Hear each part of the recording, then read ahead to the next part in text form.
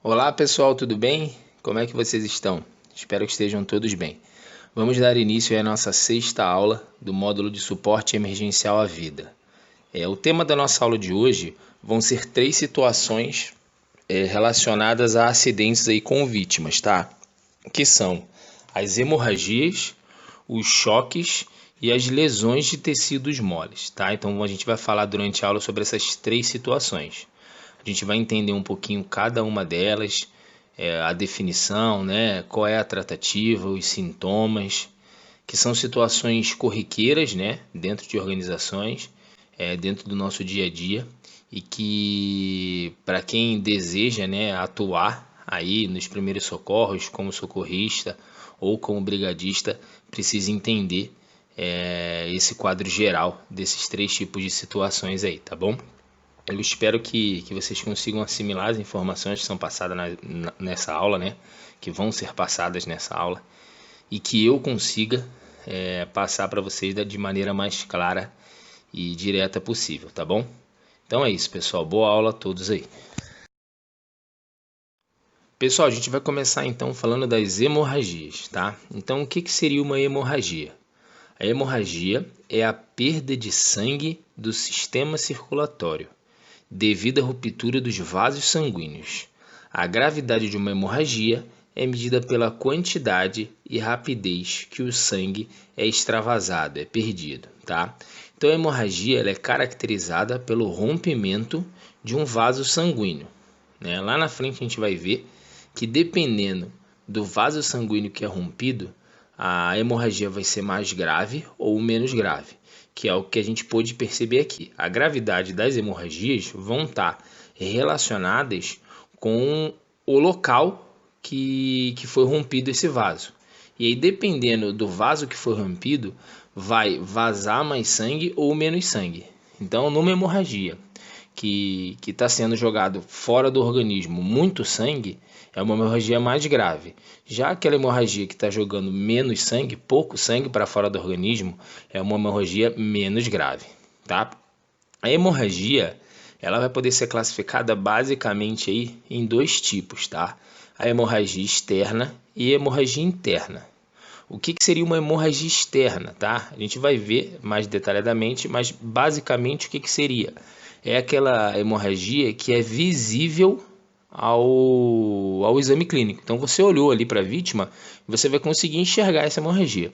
Já a hemorragia interna, como o próprio nome já diz, é aquela hemorragia que vai estar internamente no corpo, né? Então a gente não vai conseguir visualizar sem algum exame, né? Ou sem alguma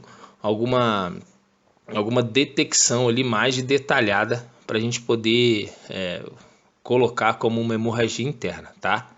Então esses seriam os dois tipos básicos aí de hemorragias, tá bem? E como a gente viu ali em cima, pessoal, dependendo do local lesionado, né? Dependendo do vaso sanguíneo que foi rompido, a hemorragia ela vai ter gravidade diferente, tá? O pior dos casos seria o rompimento de uma artéria. Por quê? Porque o volume de sangue que a artéria vai jogar para fora do corpo vai ser um volume muito grande. Quanto mais sangue a vítima perder, o acidentado perder, mais grave vai ser a situação, tá? A gente também pode ter o rompimento de uma veia, que vai ter também um volume muito alto de sangue, só que como a gente pode ver ali no último parágrafo, o sangue tem uma coloração mais escura, tá? E é relativamente menos grave que a arterial, e vão ter situações que vai ter o rompimento também de vasos capilares, né? Que aí o sangue ele vai sair mais lentamente, então seria uma situação menos grave do que a artéria e a veia, tá? Então, o que a gente precisa entender desse primeiro slide? Primeiro, o que é uma hemorragia, né? Que é o rompimento do vaso sanguíneo. Dependendo do vaso sanguíneo que for rompido, a gravidade da hemorragia pode ser maior ou menor, tá? No caso das artérias e das veias, o volume de sangue que vai ser expelido do corpo vai ser muito alto, o que deixa a situação muito grave. Mas em situações como, por exemplo, de rompimento de vasos capilares, tá? O vazamento de sangue vai ser menor, o que vai deixar a situação um pouco mais tranquila, tá bem? Nos próximos slides, a gente vai ver separadamente uma hemorragia interna e uma hemorragia externa, tá bem? Pessoal, a gente vai começar falando então das hemorragias internas, tá? Como a gente já viu lá atrás, as hemorragias internas são aquelas que ocorrem dentro do corpo. E elas têm um agravante, porque em algumas situações elas podem, né, não serem percebidas com o exame clínico. Logo que o socorrista chegou e foi fazer a avaliação da vítima, pode ser que uma hemorragia interna ela não seja identificada facilmente assim. Por quê? Porque ela está acontecendo dentro do corpo, tá? Essas hemorragias internas podem ser provocadas por lesões ou fraturas, mas também podem ocorrer devido a doenças como hemofilia e gastrite, tá? Então a hemorragia interna ela vai poder acontecer dependendo de um contato físico aí, fraturei, foi alguma lesão, alguma pancada ou de alguma doença já pré-existente, né? Que no caso da hemofilia e gastrite, que foram os exemplos que foram citados aqui. A hemorragia interna que não é visível, ou seja, todo o sangue perdido se acumula nas cavidades do organismo, tais como crânio, abdômen, a parte torácica, entre outras, tá? Então, esse é o outro ponto de atenção e muito perigoso. Quando é hemorragia interna, o sangue vai ter o vazamento de sangue, só que ele não vai ser expelido. Ele vai ficar se alojando em todas as cavidades do organismo, o que também não é bom, tá? Numa hemorragia externa, que o sangue sai, a situação é muito complicada. E numa hemorragia interna, mesmo o sangue estando vazando dentro do corpo, é uma situação muito igualmente complicada, tá? Então a gente tem que ficar atento a isso. Como a hemorragia interna é uma hemorragia muito mais difícil de se identificar, o socorrista, né, o brigadista, ele vai ter que ele vai ter que avaliar algumas situações, que são essas duas situações aí que eu coloquei em negrito, tá? São as manifestações que o corpo pode apresentar, tá? E as situações que vão auxiliar a gente a identificar essa hemorragia interna, tá? Quais são as manifestações que o corpo vai apresentar? Fraqueza, sonolência, frio, sede, alteração do nível de consciência, respiração rápida, pele pálida, fria e úmida e tremores, tá? Então isso seriam condições que o corpo vai apresentar. Então na hora que o socorrista chegou e ele enxergar esses tipos de manifestações no corpo da vítima, ele já tem que ir já por esse caminho de hemorragia interna. Um dos caminhos possíveis seria hemorragia interna, tá? E algumas situações também. Então, assim, situações está ligada ao que aconteceu. Então, se for um acidente de automóvel, tá? Com impacto muito forte, ferimento por arma de fogo, faca ou qualquer outra arma branca, acidente, qualquer tipo de acidente, né, que o corpo suportou uma pressão muito grande, como queda ou esmagamento. Então, nesse tipo de situação, já tem que ser avaliado a possibilidade de uma hemorragia interna, tá? Devido à pressão, devido ao sangramento ali, a perfuração da possibilidade, né, da perfuração de algum órgão ali. Então, tem que ser já analisado essa possibilidade, tá? No último parágrafo, pessoal, eu trago ali uma observação que é importante, né? É muito difícil uma pessoa leiga, uma pessoa sem experiência, né, identificar uma hemorragia interna, tá? Primeiro que ela não vai saber dessas situações que a gente acabou de falar, né, e nem do que o corpo vai apresentar. Então é sempre bom lembrar, caso não saiba o que fazer, o serviço médico tem que ser chamado de imediato, tá? Então chegou na vítima, não sabe o que fazer, não é brigadista, não é socorrista, o serviço médico tem que ser acionado da forma mais rápida possível ou a pessoa tem que ser transferida para um hospital dentro das possibilidades, tá bem? O tratamento, né, e a gente vai ver o que tem que ser feito lá na frente em relação aos primeiros socorros, quando a gente fala de hemorragias, mas o tratamento específico de uma hemorragia interna, ele só pode ser realizado através de cirurgias, né, porque vai ter que ter o acesso à parte interna do corpo para fazer esse tratamento. Então o tratamento vai ter que ser realizado dentro do hospital, obviamente, né. Então o papel do socorrista e do brigadista são aqueles princípios dos primeiros socorros, né? Manter os sinais vitais até que a pessoa seja transportada para o hospital ou que o serviço especializado chegue. Agora, pessoal, a gente vai falar sobre as hemorragias externas, né? E como o próprio nome já diz, são aquelas hemorragias que através do exame clínico vai ser possível identificar, ou seja, você vai ver o sangue saindo do corpo, né? Ora, em situações que o sangue vai sair de uma maneira mais volumosa e outras situações que vai sair pouco sangue, tá? Então é interessante a gente relembrar essas classificações que a gente viu lá em cima. Então a hemorragia externa ela pode ser classificada de 3 modos principais aí. É uma hemorragia externa arterial, uma hemorragia externa venosa e uma hemorragia externa capilar, tá? Como a gente viu, a arterial e a venosa são as mais complicadas, porque o volume de sangue vai ser muito alto, né? E quanto mais sangue a vítima perder, pior. Mas tem algumas características ali. Na hemorragia externa arterial, o sangue vai estar jorrando de uma artéria, como o próprio nome já diz. O sangue vai ser vermelho vivo em jatos, pulsando em sincronia com as batidas do coração. Tá? A perda de sangue é rápida e abundante, então esse é o pior dos casos. Então o sangue ele vai jorrar, vai ter uma velocidade e ele vai ter aquela combinação com o batimento do coração. Então não vai ser um fluxo contínuo, tá? Então vai fazer, vai jorrando o sangue, que é essa primeira foto aqui, tá? Uma hemorragia externa arterial. Já a hemorragia externa venosa, o sangue vai sair de uma veia. E aí o sangramento ele é mais uniforme, né? Ele vai ter um fluxo de sangue. Ele não vai ter a pressão combinada com o coração, tá? E é grave também, que é a terceira foto. E o último, que é o menos grave deles, é o sangramento capilar. O sangue está se escoando, de uma rede de capilares. A cor é vermelha, normalmente menos viva, e o sangue tem um fluxo mais lento. Então essa é a melhor situação, se a gente puder chamar assim, né? Porque o sangue ele vai ter um fluxo bem mais lento e é numa região mais tranquila, tá? Então seriam esses 3 tipos, eu coloquei aqui os desenhos, né, para ilustrar. Mas são esses 3 tipos que a gente viu lá em cima no primeiro slide. Agora, pessoal, a gente vai falar sobre os primeiros socorros, tá? Aí eu trouxe 2 situações para a gente. A gente vai começar falando dos primeiros socorros em hemorragias nos braços e nas pernas, que são as mais comuns, tá? E no próximo slide a gente vai ver os primeiros socorros em hemorragias no nariz, que também não é tão incomum. É lógico que todo orifício do corpo pode sofrer uma hemorragia, né? O sangue pode sair pelos ouvidos, né? O sangue pode sair pelos olhos. Todo orifício do corpo pode ter esse escoamento de sangue, tá? Mas a intenção não é falar de cada um deles, e sim dos principais. Então a gente vai começar falando um pouquinho sobre os primeiros socorros de braços e pernas, tá?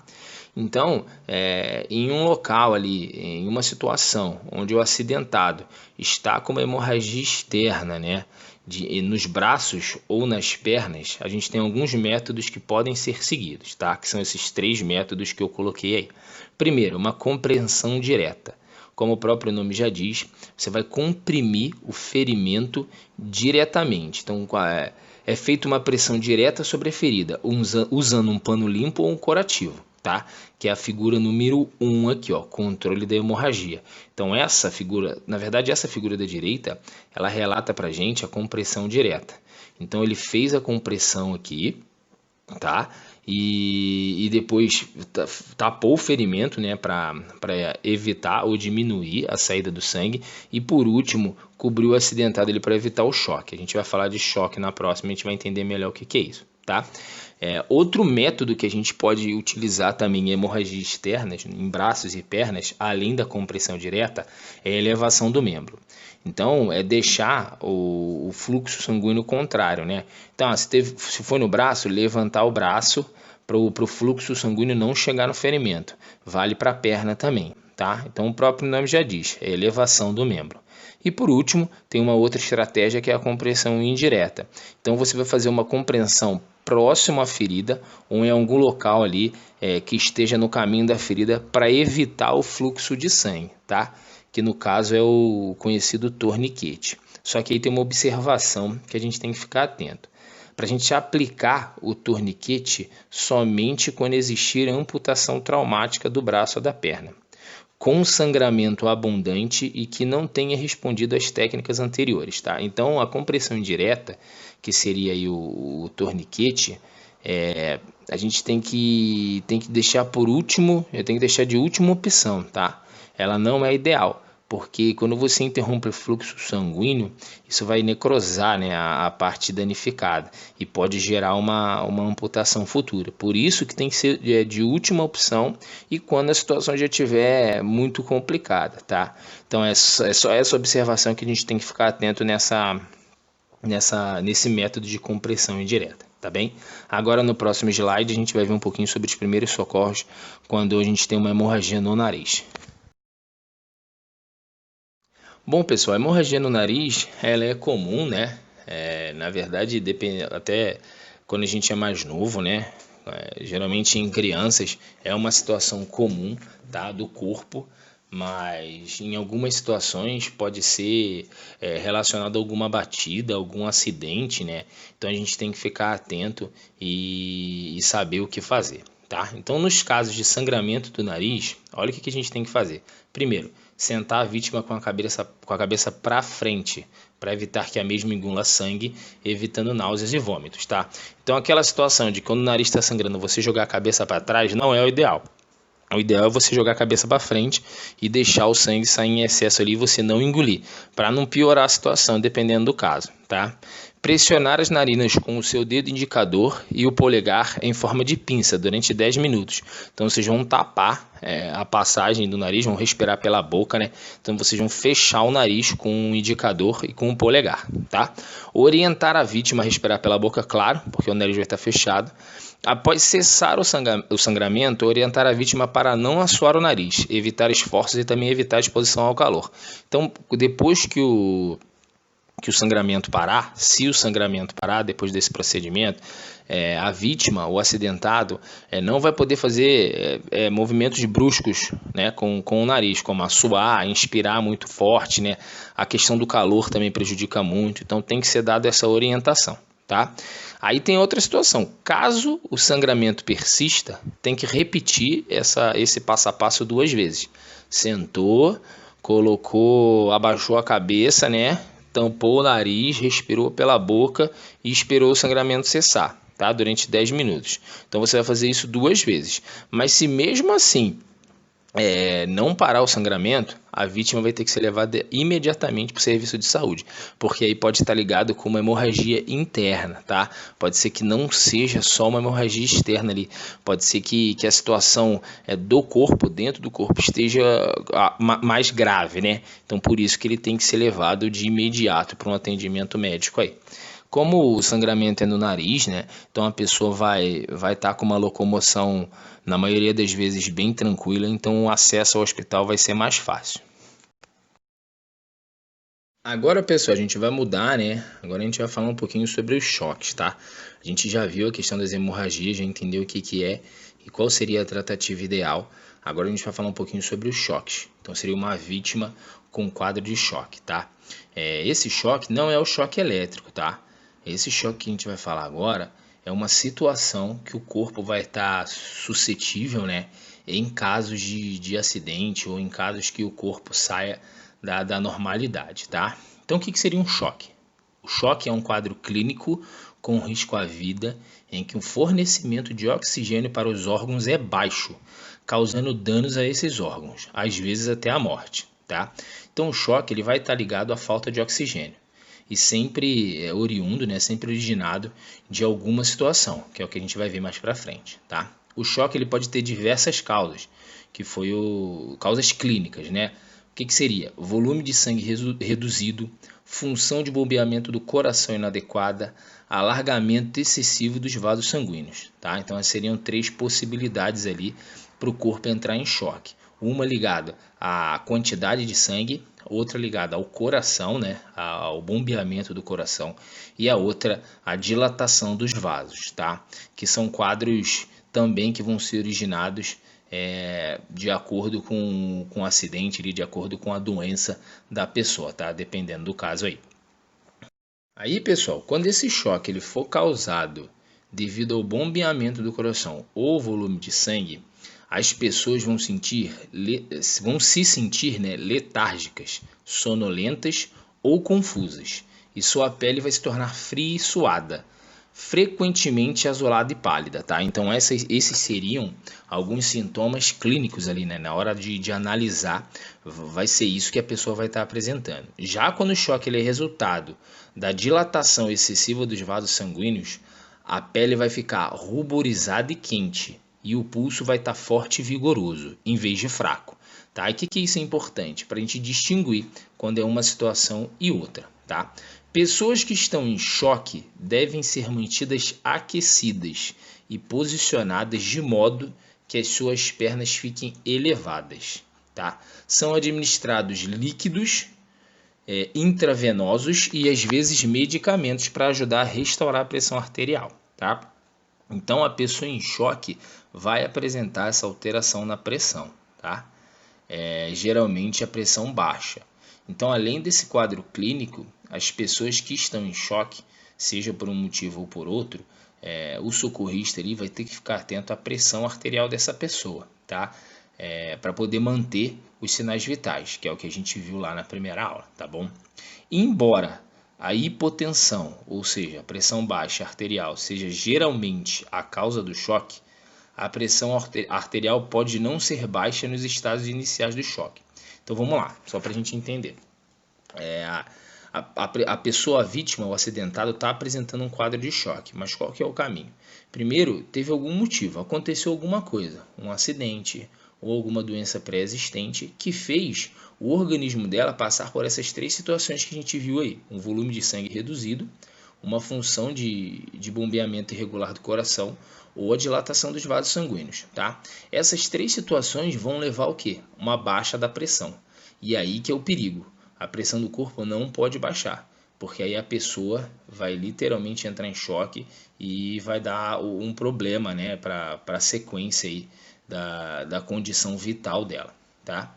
E esse último parágrafo está dizendo o seguinte: apesar de na maioria das vezes a pressão ser apresentada baixa em quadros de choque, no início do quadro, antes dele entrar em choque ou no início do quadro de choque, né, a pessoa apresentando ali, né, às vezes a pressão vai tá normal ou alta, tá? Então tem que ficar atento a isso também. O quadro clínico de choque não tem relação com o choque que as pessoas sentem a sofrerem estresse emocional repentino, tá? Então assim, o que ele quer dizer? Que esse choque que a gente está falando é uma situação fisiológica do corpo. Ele não tem nada a ver com aquele choque, aquela surpresa, né? Aquela situação de que a pessoa não está esperando por uma notícia e entra em choque, né? E também não tem nada a ver com a parte do choque elétrico, tá? Que foi o que a gente falou lá em cima, tá? Só para a gente fazer essa diferenciação. Agora, pessoal, a gente vai falar sobre os tipos de choque, tá? Novamente, não estão todos os tipos de choque aqui, mas eu coloquei os mais comuns, né? Os que mais aparecem, né? Se a gente for fazer um estudo aprofundado, principalmente aí na área de medicina, a gente vai achar vários tipos de choques que o corpo pode entrar, mas esses aqui são os principais, tá? O primeiro é o choque hipovolêmico, tá? Ele vai estar caracterizado pelo quê? Pelo baixo volume de sangue. Faz com que quantidades menores do que o normal de sangue entrem no coração com cada batimento cardíaco e, portanto, quantidades de sangue menores do que o normal são bombeadas para o corpo e suas células, tá? Então, esse primeiro choque, o hipovolêmico, vai ser aquele relacionado ao volume de sangue. Então, geralmente isso vai acontecer quando? Numa hemorragia, por exemplo, que a pessoa está perdendo muito sangue e aí vai entrar menos sangue para o coração bombear e, consequentemente, vai chegar menos sangue para os órgãos vitais, né? E isso pode causar danos irreversíveis aí, se não for tomada uma atitude imediata, tá? Então aqui é bom observar o seguinte, que de uma hemorragia a pessoa pode entrar em choque, tá? Então um pode ser consequência do outro. O primeiro hemorragia lá que a gente viu, né? Devido a uma hemorragia a pessoa entrou em choque, ou não, ou eles podem ser separados, tá? Importante aí, o choque hipovolêmico é uma situação grave que acontece quando se perde grande quantidade de líquido de sangue, que é o caso da hemorragia que eu acabei de falar, o que faz com que o coração deixe de ser capaz de bombear o sangue necessário para todo o corpo. Consequentemente, também não vai chegar oxigênio, levando a problemas mais graves, tá colocando a vida do acidentado em risco. Então, o choque hipovolêmico, que está relacionado ao volume de sangue e geralmente relacionado também a uma hemorragia, é muito perigoso, tá? Porque ele vai colocar em risco a vida da pessoa, tá? A gente também tem o choque cardiogênico. Uma função de bombeamento do coração inadequada também pode fazer com que as quantidades de sangue anormais sejam bombeadas a cada batimento, tá? Então esse choque vai estar ligado ao coração. Então é uma condição de bombeamento mais fraco, que é uma daquelas condições que a gente viu lá atrás. Então vou ter uma irregularidade no batimento do coração, que vai ocasionar o quê? Que não chegue a quantidade certa de sangue para cada órgão e consequentemente oxigênio, tá? Esse é o chamado choque cardiogênico. A gente também tem o choque distributivo, que também está ligado com um dos casos que a gente viu, que é a dilatação dos vasos sanguíneos, que aumenta a capacidade dos vasos sanguíneos e diminui a pressão arterial, tá? Porque o conceito de pressão continua o mesmo. A pressão ela vai abaixar porque o vaso sanguíneo dilata. Então eu tenho menos pressão dentro dos vasos sanguíneos e, consequentemente, a pressão do acidentado vai baixar. E aí a pressão baixa, junto com esse choque distributivo, pode levar a pessoa à morte, né, ou a sequelas irreversíveis, tá? E por último eu tenho o choque obstrutivo. Ocorre devido à obstrução mecânica do fluxo sanguíneo, o que gera redução do débito cardíaco e da perfusão, tá? Então o que acontece? Esse é quando ocorre a cessão do sangue. Então por algum motivo, né, ocorreu, o sangue não está correndo. O fluxo de sangue ele foi obstruído, foi interrompido, tá? Isso pode ser causado internamente, né? Gerando outros tipos de consequência, ou externamente, através de um esmagamento, alguma situação parecida, tá? A pessoa ela entra em choque. E aí a diferença, né? Não por perda de sangue, mas pela obstrução do sangue, tá? Eu não vou citar um exemplo aqui, porque eu não sou da parte médica, então é difícil citar o exemplo prático para vocês, mas é essa parte que a gente tem que entender, tá? Então, como eu disse lá em cima, são vários tipos de choque. Eu trouxe para a gente só alguns, porque a ideia é entender de forma geral aí o que é um choque, né? E o que ele causa pro corpo, né? Para o acidentado ali. Agora, pessoal, a gente vai ver quais são os sintomas de uma pessoa que está em choque, né? Ou que vai entrar em choque. Então, são algumas situações que eu deixei em negrito para a gente, tá? Então, vamos lá. O primeiro, o quadro clínico pode começar com letargia, sonolência e confusão. Letargia, a gente já falou lá atrás e não expliquei o que é. Letargia é quando a pessoa ela fica apática, ela não vai responder a questionamentos, ela não vai conseguir te responder, ela vai ter uma resposta física ali, ela vai ficar paradona, ela vai ficar mole, tá? Além disso, sonolência e confusão. A pele vai ficar fria, úmida, frequentemente azulada e pálida, a gente viu lá atrás também. Ao pressionar a pele, a cor vai demorar muito para ser restabelecida, então aquela mancha branca que fica quando a gente pressiona a pele vai demorar para ser restabelecida. Isso é o sintoma do quê? De choque. Os vasos sanguíneos podem se tornar mais visíveis, tá? Então as veias vão aparecer mais. A pulsação vai estar fraca e rápida, tá? Exceto quando o choque for relacionado a uma frequência cardíaca lenta. Frequentemente a pessoa não vai poder se sentar, vai sentir tontura e desmaio, tá? Então na hora que ela for sentar, na hora de que ela fizer a movimentação do corpo, ela vai ficar ou tonta ou vai desmaiar. A respiração vai estar rápida, mas tanto a respiração quanto a pulsação pode tornar-se mais lenta quando a morte está iminente, tá? Então, quando a pessoa está em choque, vai estar tudo muito acelerado, né? A respiração e os batimentos. Mas quando já tiver um quadro muito complicado, que a morte vai estar próxima, né? Que o quadro clínico de morte vai estar próximo, então isso vai se tornando tudo muito fraquinho, né? Obviamente. A pressão arterial cai a um nível tão baixo que frequentemente não pode ser detectada com um esfigmanômetro, tá? Que é aquele aparelho que mede pressão. Então a pressão vai ficar bem baixa, o que é muito ruim para o corpo, tá? Por isso que o atendimento tem que ser feito de forma muito rápida. A micção diminui e por fim cessa. Finalmente a pessoa ela pode entrar em coma ou morrer. Então essa seria a sequência, né? São sintomas, alguns sintomas iniciais, outros sintomas já lá nos finalmente, né? Então, por isso que no próximo slide a gente vai ver como que a gente vai tratar, né, quais seriam os primeiros socorros, por isso que é muito importante esses primeiros socorros serem feitos da maneira correta, tá? Nas fases iniciais do choque, especialmente no choque séptico, muitos sintomas podem estar ausentes ou ser indetectíveis, a não ser que sejam especificamente procurados, tá? Então, em algumas situações, a pessoa vai estar em choque e os sintomas não vão aparecer.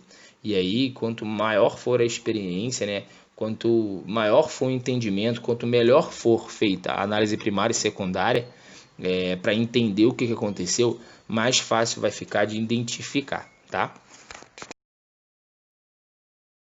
Agora, pessoal, a gente vai falar um pouquinho sobre os primeiros socorros em situações de choque, tá?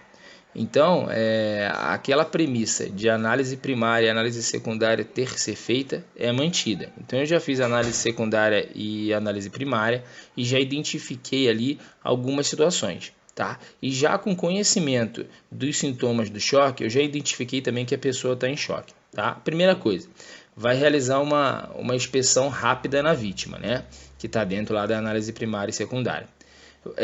Combata, evite ou contorne a causa do estado de choque, se possível. Se for identificado uma hemorragia, por exemplo, né, um esmagamento, então dependendo do que você identificar ali, vai ter que ser tratado o mais rápido possível. Mantenha a vítima deitada em repouso, controle toda e qualquer hemorragia, foi o que a gente acabou de falar, verifique as vias aéreas, né, se está tudo bonitinho, retire da boca, se necessário, secreção, dentadura ou qualquer outro objeto. Isso também faz parte lá da análise primária, né? Inicie a respiração de socorro boca a boca, se tiver em parada cardíaca. Execute a compressão cardíaca, que é a massagem, né? Se tiver em parada. Afrouxe a vestimenta da vítima. Vire a cabeça da vítima para o lado, em caso de vômito. Eleve os membros inferiores cerca de 30 centímetros, exceto nos casos de choque relacionados ao coração, tá? Infarto agudo do miocárdio, arritmia ou cardiopatia, tá? Pela dificuldade de trabalho do coração, então não adianta você elevar o membro já que o coração está debilitado e o sangue não vai chegar no membro, tá? Procure aquecer a vítima, porque na maioria das vezes a vítima vai estar com frio, tá? E remover imediatamente para o atendimento hospitalar, né? Se for uma situação de primeiro socorro de emergência, você já vai ter chamado o auxílio, né? Então, que é o primeiro passo de tudo. Mas em caso que você não tenha esse auxílio e consiga remover essa pessoa ao hospital, é imprescindível, né, que isso seja feito da forma mais rápida possível, tá? Então, em caso de choque, a tratativa, principalmente relacionada à pressão arterial, aí, vai ser através de medicações, tá? E os socorristas e brigadistas não vão ter medicamentos para dar. Então, o atendimento tem que chegar da maneira mais rápida ou essa pessoa tem que ser encaminhada da forma mais rápida possível para o atendimento. Pessoal, por último, a gente vai ver a nossa última situação de hoje aí, que são as lesões de tecidos moles, tá? O que seriam essas lesões de tecidos moles? Por exemplo, o trauma muscular que a gente viu na aula passada é uma lesão de tecido mole. Então, é todo o tecido do corpo que é mole, tirando a parte do esqueleto, né? Todo o resto pode ser considerado um tecido mole, tá? As lesões de tecidos moles incluem inchaços, hematomas, pequenas rupturas nos músculos ou ligamentos e tendões próximos a articulações. As partes moles correspondem a um grupo de tecidos localizados entre a epiderme e as vísceras, excluindo-se, né, ou seja, com exceção dos ossos, tá? Os tecidos moles incluem vasos sanguíneos, vasos linfáticos, músculos, tecido gorduroso, aponeuroses, tendões, nervos e tecidos sinoviais, tá? Equivalendo a 50% do peso corporal do adulto, tá? Só para vocês terem uma ideia. Então, os tecidos moles do corpo correspondem a 50% do peso que você tem. Metade do peso que você tem é de tecido mole, tá? Então, são inúmeras situações. As lesões dos tecidos moles podem englobar as lesões nas estruturas da pele, músculo e tendões, ligamentos ou nos invólucros de tecidos que cobrem determinadas articulações, tá? E a gente pode mostrar aqui algumas situações de lesões de tecidos moles. A primeira, distensões, lesões dos ligamentos, os quais são os tecidos que seguram os ossos.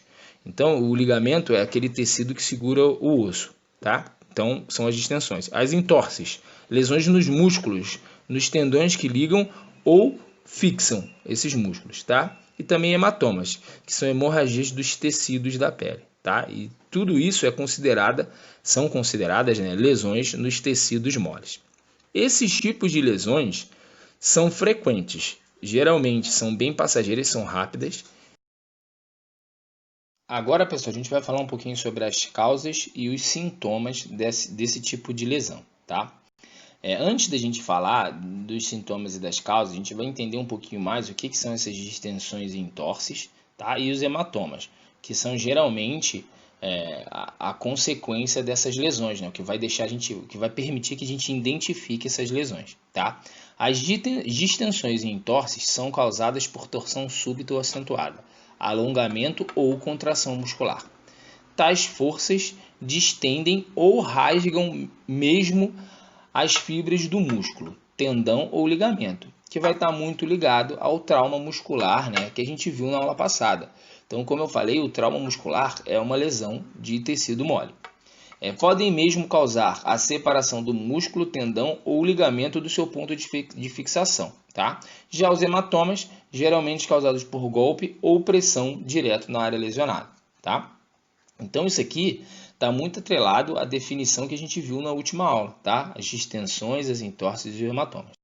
Ainda falando sobre os hematomas, pessoal, é importante a gente deixar claro aqui que quando a gente fala hematoma, a gente está se referindo àquelas situações onde a pele vai ficar roxa, né? Em situações um roxo ou um vermelho, né? Então toda situação que você se deparar com batida, com pressão excessiva e a sua pele ficar roxa, é uma lesão de tecido mole, tá? Assim como o trauma muscular que a gente viu de grau 1, de grau 2, de grau 3, também é uma lesão de corpo mole. O importante é sempre lembrar que tanto os traumas, as lesões, né, as hemorragias, todo esse tipo de ferimento que a gente vem vendo, né, todo esse tipo de dano ao corpo que a gente vem vendo nas aulas, a gravidade desse acontecimento vai depender do local que aconteceu o fato, né? Do local do corpo, tá? Não de onde a pessoa está, mas do local do corpo, tá? Como a gente viu lá nas primeiras aulas, né? Um ferimento no tórax é muito mais grave do que um ferimento na perna, né? Dependendo do que aconteça. Então é sempre bom a gente deixar claro isso, tá? Agora, pessoal, voltando aí às lesões de tecidos moles, tá? O que é importante? Primeiro, que a principal característica desse tipo de lesão vai ser dor e inchaço, tá? E, consequentemente, uma roxidão ou avermelhidão. Importante ressaltar também, pessoal, como a gente viu lá atrás no trauma muscular na aula passada, dependendo de onde for a lesão, né, e de como for a lesão desse tecido mole, ela vai poder impossibilitar a locomoção do membro, né? Se for no braço, se for numa perna, se for no quadril, né? Dependendo do que aconteça, se for muscular, se for um estiramento. Então, dependendo do que aconteça, o membro vai ter que ficar imobilizado, né? E a pessoa não vai conseguir mexer ele até mesmo por causa da dor, por causa do inchaço, tá? Isso é importante ressaltar também. Tá? E tem algumas observações que eu deixei em tópicos aqui. As lesões de tecidos moles abrangem tensões, distensões e hematomas, que foi o que a gente já viu. A maioria das lesões dos tecidos moles é ligeira e pode ser tratada com descanso, compressa fria e levantamento da parte lesionada do corpo. Medicamentos de venda livre para as dores também podem ajudar, tá? Então, a lesão de tecido mole geralmente é mais simples. Ela vai ser rápida, vai ser aquela dor muscular, vai ser por causa de uma pancada, né? Não vai ser nada mais grave. Mas em algumas situações pode acontecer até uma amputação, né? E aí é uma situação mais grave que a gente vai ver ali na frente, tá?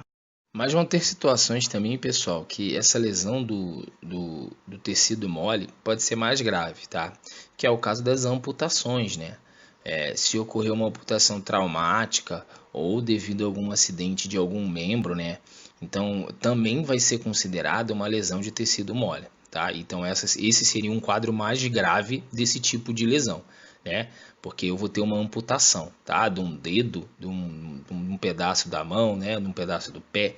Então, a amputação também vai ser considerada uma lesão de tecido mole, tá? A amputação, ela vai estar dentro também de outras definições, mas ela também pode ser considerada uma lesão de tecido mole, tá? tá? Aí no próximo slide a gente vai entender qual que é a tratativa, qual que é o tratamento, né? Quais seriam os primeiros socorros nesses dois tipos de situação. Quando for uma ferida fechada, tá? Que é o caso dos hematomas, né? E esses casos que a gente viu, e também quando for uma amputação. Bom, pessoal, para a gente falar do tratamento dos primeiros socorros, a gente precisa entender quais são as situações que geralmente vão acontecer. A primeira situação, que é o caso de uma lesão fechada, né? Que é o caso aí dos hematomas, das distensões, essa parte muscular que a gente falou, o tratamento, como a gente já viu, vai ser com descanso, repouso, gelo, alguns medicamentos, né? Receitados pelo médico. Então o tratamento é mais simples, tá? Mas a gente vai ter outros dois tipos de situação que a gente tem que ficar mais atento. São situações parecidas que a gente já viu aí em outras aulas, mas que a gente tem que ficar atento e lembrar da tratativa, tá? A gente vai ter a situação também de feridas abertas, que são aqueles cortes, né? Então eu cortei, vou ter uma lesão de tecido mole, né? Porque vai estar abaixo da epiderme, teve um corte, vai ter um sangramento e eu tenho que ter alguns cuidados, tá? Então no caso de feridas abertas, a gente vai ter duas precauções principais, tá? Que vão estar relacionadas à hemorragia e à prevenção de alguma infecção, tá? Então, eu vou ter que realizar aquela pressão sobre o ferimento, mas sempre com um pano limpo, né? Com uma gaze limpa, para não correr o risco de infectar o ferimento ali e, consequentemente, o acidentado, tá? Depois que eu fiz isso, eu vou fazer uma desinfecção, aplicando desinfetante como o iodopovidona, tá? Que é um produto à base de iodo, como o próprio nome já diz. A ferida tem que ser coberta com proteção estéreo, a fim de evitar a entrada de micro-organismos. Então isso aí está ligado à questão da prevenção de infecção. Depois disso, a gente vai avaliar a existência de alguma lesão em outra área, tá? Se tiver algum corpo estranho, algo penetrado, se possível, né, a gente viu que nem sempre é possível, isso deve ser removido, tá? E quando eles forem removidos, é importante repetir o processo de lavagem da ferida, tá? Então vamos supor, no caso de um estilhaço, então teve um estilhaço, perfurou a pele, houve uma ferida, tem um sangramento. Então a primeira coisa que deve ser feito é tentar estancar aquela hemorragia, tá? E fazer uma limpeza superficial. Se eu tiver que retirar alguma coisa, algum estilhaço que ficou na pele, eu vou ter que retirar esse estilhaço e refazer essa limpeza, tá? Tomando cuidado para não infectar, né? Então a gente sempre vai ter que estar atento nesses dois pontos, a hemorragia e a limpeza do que está sendo feito ali, porque é uma ferida aberta, tá? Já no segundo caso, e mais grave, são as amputações, tá bom? Então, no caso da amputação, tem dois pontos importantes aí que a gente vai ter que lembrar, tá? Então, a questão da hemorragia e da limpeza vai valer. Então, depois que eu estanquei a hemorragia, o profissional da saúde, né, ou a pessoa que está realizando o desgaste ali, precisa colocar compressas e efetuar a compressão manual direta. Então, você vai ter que colocar uma compressa no local que foi amputado e realizar uma pressão ali, tá? Garantindo, eliminando ou minimizando a hemorragia, tá? Nesses casos, ainda existem cuidados necessários com o membro amputado. Ele precisa ser lavado com solução fisiológica ou água destilada, envolto em compressas com solução fisiológica, ensacado e colocado novamente dentro de um saco com gelo. Que é aquela situação, né? Além de eu tratar a parte que ficou no corpo, a parte que foi amputada, ou seja, a parte que caiu, que saiu do corpo, eu vou ter que limpar ela, deixar ela ali na solução fisiológica dentro de um saco com gelo para poder levar ao hospital, porque tem a possibilidade dela ser recolocada ao corpo, né? Então é muito importante em situações de amputação colocar um membro no saco com gelo e encaminhar ao hospital junto com a vítima, tá? Sempre que possível, lógico, tudo limpo, né? Realizar essa limpeza, mas em algumas situações não vai ter condição de fazer isso, né? A gente não vai estar em condições de fazer esse tipo de limpeza. Então, por isso que os primeiros passos de análise primária e secundária devem ser seguidos. E antes disso, o socorro deve ser acionado, tá? Só para depois a gente começar a fazer esses procedimentos aqui, tanto em feridas abertas quanto em amputações. Bom, pessoal, como conclusão aí, o que a gente pode tirar, tá? Que são mais 3 situações que podem acontecer aí na vida de um socorrista, né, de um brigadista. Ele pode se deparar com isso. São situações teoricamente mais simples e mais fáceis de se controlar, né, tirando uma hemorragia interna, né, ou algum choque já em estágio final, que já é uma situação bem grave, mas comparado a algumas situações que a gente viu, como eu disse na última aula, essas são situações mais simples. E o importante é a gente ter essa visão geral, né, entender o que pode ser, como pode acontecer e qual é a tratativa correta, tá? É isso, pessoal. Espero que vocês tenham entendido. Qualquer dúvida sobre a matéria, né, sobre a aula de hoje, sobre as outras aulas, sobre as atividades, podem me mandar uma mensagem por e-mail ou por WhatsApp, que assim que possível eu respondo vocês, tá bom? Então é isso. Bom final de semana a todos aí, até a próxima aula.